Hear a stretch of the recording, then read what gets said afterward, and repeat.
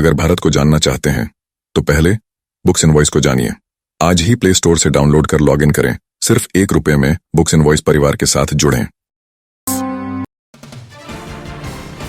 नमस्कार, मैं हूं वनीसा राणा। AGCNN न्यूज पर आपका स्वागत है। प्रस्तुत है आज की स्पेशल रिपोर्ट। महान सनातन में भगवान विष्णु के आशीर्वाद से साधारण बालक ध्रुव का तपस्या के फल स्वरूप ध्रुव तारा बनने का उपाख्यान अत्यंत अनुकरणीय है।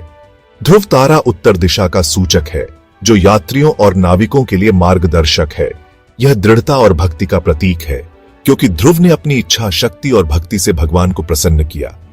ध्रुव तारा भगवान नारायण के भक्तों के लिए एक प्रेरणा है, जो कठिनाइयों का सामना करते हुए भी अपनी भक्ति में स्थिर रहते हैं। इस उपाख्यान के आलोक में डॉ. केशवराव बलिराम हेडगेवार के जीवन का आद्योपांत विहंगावलोकन करने पर यही निष्कर्ष निकलता है कि वे आषाढ़ कृष्ण 2 पुण्यतिथि के उपरांत हिंदुत्व के ध्रुव तारा बन गए। डॉ. केशवराव बलिराम हेडगेवार का जन्म चैत्र शुक्ल प्रतिपदा तदनुसार तत्समय 1 अप्रैल 1889 को नागपुर में हुआ था। आपके पिता का नाम बलिराम पंत हेडगेवार और माता का नाम रेवती बाई था। आपने शिक्षा कलकत्ता नेशनल मेडिकल कॉलेज से प्राप्त की। आगे चलकर आप राष्ट्रीय स्वयंसेवक संघ के संस्थापक बने। आपने हिंदुत्व और स्व के लिए पूर्णाहुति दी। आपका स्वाधीनता संग्राम में अभूतपूर्व योगदान रहा है। आप बचपन से ही क्रांतिकारी विचारधारा के थे। सन 1908 में बालाघाट में आपने रामपायली में युवाओं का सशक्त संगठन बना लिया था और अगस्त माह में आपने बालाघाट की एक पुलिस चौकी के ऊपर बम फेंका, जो निकट के तालाब के पास फटा, परंतु ठोस प्रमाण न होने के कारण आपको हिरासत में नहीं लिया जा सका। रामपायली में विजयदशमी के उत्सव पर आपने वंदे मातरम का उद्घोष करते हुए अंग्रेजों को भारत से भगाने का आह्वान किया। परिणाम स्वरूप आपकी गिरफ्तारी हुई और राजद्रोह भाषण के आरोप में आप पर रामपायली में भाषण देने के लिए 1 वर्ष का प्रतिबंध लग गया। प्रारंभ से ही आपके क्रांतिकारियों से घनिष्ठ संबंध रहे और आपने उन्हें संरक्षण भी प्रदान किया।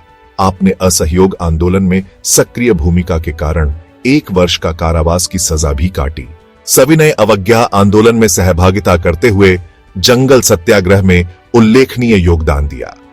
परंतु बर्तानिया सरकार के हिंदू समाज को जाति पांति के नाम पर बांटने के षड्यंत्र, ईसाई मिशनरीज के प्रकोप और बर्तानिया सरकार के साथ कांग्रेस की मुस्लिम तुष्टिकरण की नीति के चलते हिंदुओं और हिंदुत्व के साथ राष्ट्र के अस्तित्व को बचाने के लिए संघ कार्य में सर्वस्व अर्पित किया।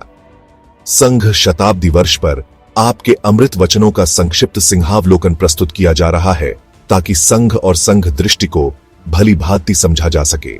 आपने कहा कि हमारा विश्वास है कि भगवान हमारे साथ है। हमारा काम किसी पर आक्रमण करना नहीं है, अपितु अपनी शक्ति और संगठन का है। हिंदू धर्म और हिंदू संस्कृति के लिए हमें यह पवित्र कार्य करना चाहिए और अपनी उज्जवल संस्कृति की रक्षा कर उसकी वृद्धि करनी चाहिए। तभी आज की दुनिया में हमारा समाज टिक सकेगा।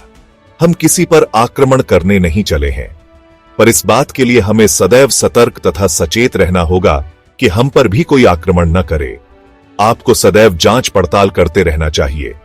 केवल हम संघ के स्वयंसेवक हैं और इतने वर्ष में संघ ने ऐसा कार्य किया है, इसी बात में आनंद तथा अभिमान मानते हुए आलस्य में दिन काटना निरा पागलपन ही नहीं, अपितु कार्यनाशक भी है। आप यह अच्छी तरह याद रखें कि हमारा निश्चय और स्पष्ट ध्येय ही हमारी प्रगति का मूल कारण है। संघ के आरंभ से हमारी भावनाएं ध्येय से समरस हो गई है। हम कार्य से एक रूप हो गए हैं।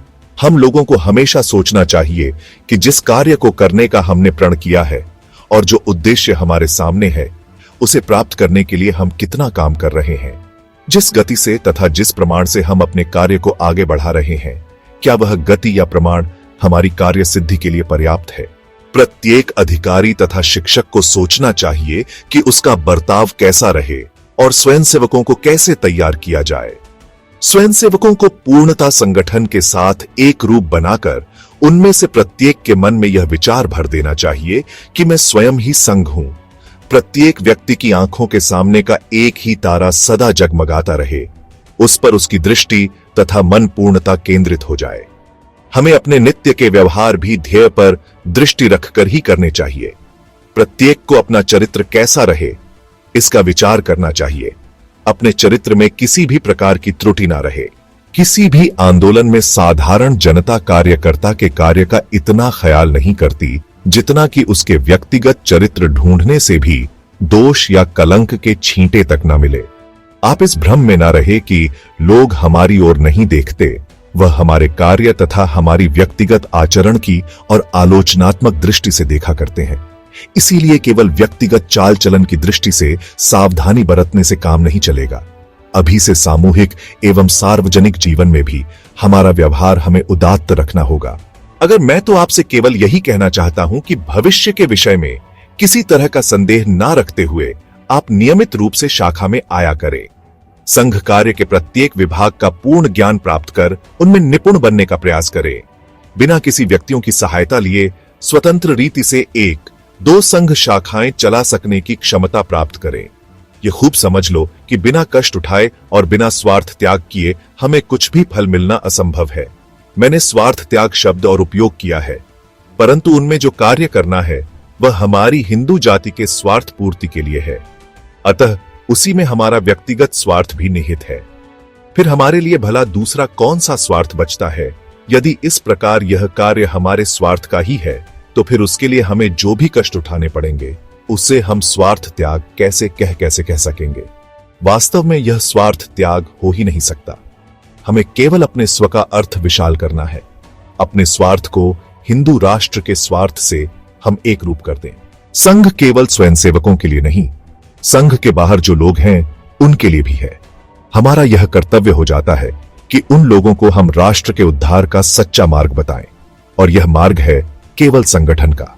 कच्ची नींव पर खड़ी की गई इमारत प्रारंभ से भले ही सुंदर या सुघड़ प्रतीत होती होगी, परंतु बवंडर के पहले ही झोंके के साथ वह भूमि साथ हुए बिना खड़ी करना हो, उतनी ही उसकी नींव विस्तृत और ठोस होनी चाहिए। राष्ट्र रक्षा समम पुण्य, राष्ट्र रक्षा समम व्रतम, राष्ट्र रक्षा समम यज्ञो दृष्टि नैवच नैवच। भावार्थ, राष्ट्र रक्षा के समान कोई पुण्य नहीं, राष्ट्र रक्षा के समान कोई व्रत नहीं, राष्ट्रीय रक्षा के समान कोई यज्ञ नहीं आता। राष्ट्र रक्षा सर्वोपरि होनी चाहिए। हिंदू जाति का सुख ही मेरा और मेरे कुटुंब का सुख है। हिंदू जाति पर आने वाली विपत्ति हम सभी के लिए महासंकट है और हिंदू जाति का अपमान हम सभी का अपमान है। ऐसी आत्मीयता की वृत्ति हिंदू समाज के रोम रोम में व्याप्त होनी चाहिए। यही राष्ट्र धर्म का मूल मंत्र है। नमस्ते सदा वत्सल्य मातृभूमे त्वया, हिंदू भूमे सुखम वर्धितो हम, महामंगले पुण्य भूमे त्वदर्थे पतत्वेश कायो नमस्ते नमस्ते।